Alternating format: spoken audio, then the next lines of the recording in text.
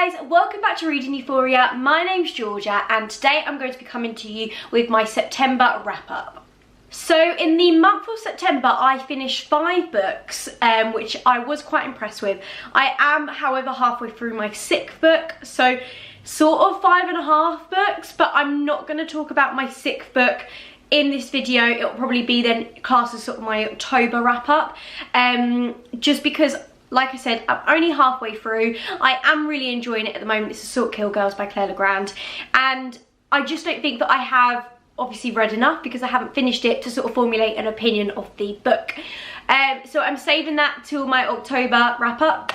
So yeah, so 5 books that I read in September, and I'm just going to run through them all and just sort of give you my thoughts on them. So the first book that I read this month was The Wrong Side of Right by Jen Marie Thorne. Now this was a new author for me. I've never read one of her books before, but I was really excited to pick it up.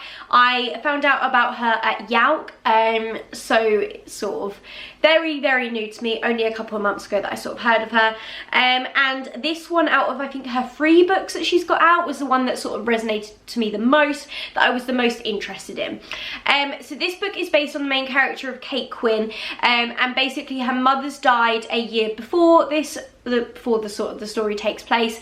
Now we're sort of in present day, and it then turns out that the senator who is running for president is her dad. She's never met her dad, she's never known who her dad is because her mum has never sort of given her that information.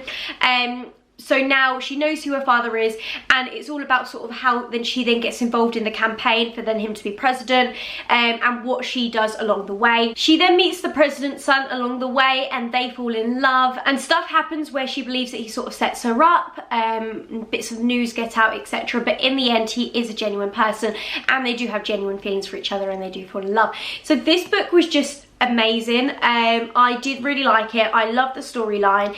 I liked how the author portrayed how hard it was for Kate to sort of fit in with her new family. It turns out that she has twin, I think that they're 8-year-old, a brother and a sister. The brother, he is sort of very within himself. He doesn't really want to get to know Kate at first, but in the end it turns out that he really likes her. And then her little sister as well, she is very willing to get to know her sister, but she does things along the way that sort of changes that. But I did, like I said, I did really enjoy the plot of this story. I really enjoyed the writer as well. I enjoyed how she portrayed the story, and in the end I gave this book a 4 out of 5 stars. The next book that I read is We Are Okay by Nina LaCour. This book is a very short book, so it literally only took me a couple of days to read, which was really nice. But this book is based on the main character of Marin, and she basically runs away from her hometown to go to uni, sort of the other side of America. And then it's then set over sort of a period of 3 days when her best friend Mabel comes to visit her. Marin basically left their hometown without saying goodbye to anyone, and it was just after her grandpa sort of went missing, and he was sort of presumed dead.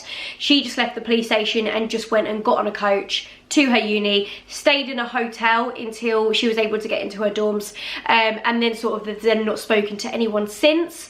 So like I said, it's based over a span of 3 days, when Mabel comes to visit. They go out and do different things, and it's just sort of the awkwardness of the fact that they haven't seen each other in so many months. They haven't even spoken because Marin hasn't replied to any of Mabel's text messages.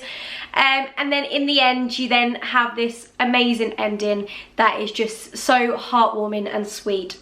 And then that then just sort of makes Marin's heartbreak and everything that she's gone through worth it, because it does have such a sweet ending.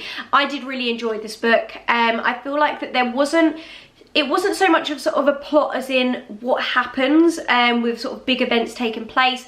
It was sort of how their relationship as friends and as partners as well is then portrayed through the book, and it's sort of more of a storyline about those 2 characters as opposed to sort of big events happening in the story that then impacts and changes them. And it does go back and forth within timelines as well, so that is really interesting to sort of see how they were before and then how they are now with each other.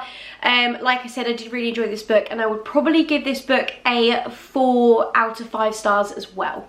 The next book that I read is Damsel by Eleanor K. Arnold. This book, as it suggests, is based on a damsel, and it is based on the ideology in this kingdom that the prince who is about to become king, he can not be crowned king until he goes and rescues his damsel, and to rescue his damsel he has to slay the dragon. So he sort of goes on this adventure to then find his damsel and his future wife and queen, and like I said, he has to slay the dragon to be able to sort of retrieve her. And basically the damsel has no memory of her life before the prince has saved her, so it's almost like that they were just sort of born from slaying the dragon. So that's a little bit of a mystery that then gets solved in the end. But with this book, I enjoyed sort of the concept of it, and I think that it could have a lot of potential, but I just felt like that not a lot really happened. It sort of had this cool backstory, but when you were actually reading the book, nothing really happened to sort of impact. There was sort of the first section was sort of the prince going on his mission or his quest to find the damsel. There was then sort of a middle section of the cat that she saved and that she liked, and was her pet. That went missing, so it was sort of finding her. And then it's then sort of then skipped to then the ending where you then sort of then find out a bit more information. But I just don't think that a lot really happened, and I was quite disappointed, to be honest. I thought that it had potential to be a great book, but I ended up probably giving it 1.5 out, probably most 2 stars out of 5. So it really was a little bit of a letdown for me. The next book that I read is A Question of Holmes by Brittany Cavallero. This is the 4th book in the Sherlock Holmes series, and I've read all 3 of them now, so obviously I was just reading the last one. This book is obviously summarising everything that happened, and they deal with another case. It's based with Charlotte and James, and they're living in Cambridge because they're doing like a summer program there. Then the teacher who runs the theatre program over the summer then asks for Charlotte's help to then be able to solve a case. A year beforehand, loads of people were sort of, I think that there was sort of murders, and there was all kids that were being left, and no one really found out who was responsible for it. So she asked for Charlotte's help. So her and James then take on this case, and they're basically trying to solve it and trying to find out who was responsible. So it's really interesting, but I was a little bit disappointed with this one. I feel like that a lot more could happen. It was quite small compared to the other ones, and I just feel like that a lot more story could have happened. I sort of predicted who had done it from the very beginning, and I sort of had inklings along the way, so it wasn't really that much of a shock when you did find out who had done it and who was sort of covering their tracks. I do really enjoy Brittany Cavallero's writing. I think that the way that she portrays Charlotte is really, really exciting, especially since it sort of has all of Charlotte's thought process, so you find out all of the clues, and it's really, really interesting to sort of get into Charlotte's mind. But as a story, it was a little bit disappointed, so I would only give this one about 3 out of 5 stars. And then the last book that I read this month was Merkin Road Trip by Patrick Flores Scott. This book is based on the main character of Teodoro and his sister and his brother Manny has just come back from Iraq fighting the war.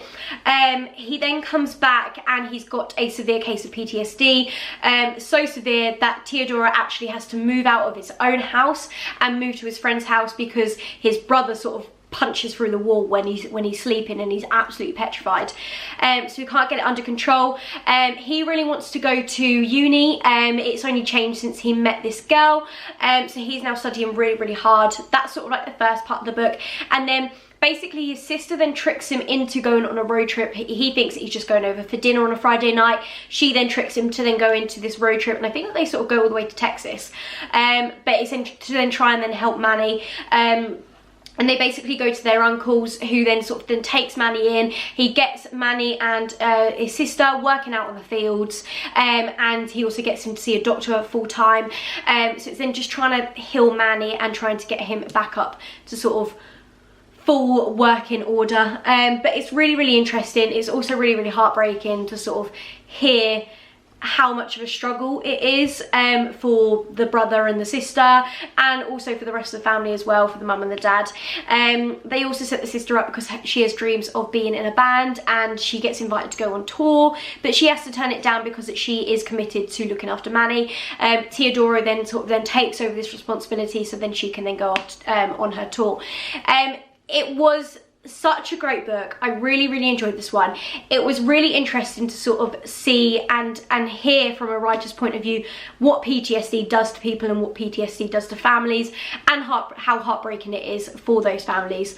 And I really did enjoy this one, and I probably will give this one a 4.5 out of 5 stars. So these are the books that I've read in the month of September. Let me know if you guys have read any of these books and what your thoughts on them are, because I would be really interested to find out. I hope that you've enjoyed this video, and I will see you again soon with my October TBR, and hopefully I will read so many more books in October, but we'll just have to see about that. Thank you guys, bye!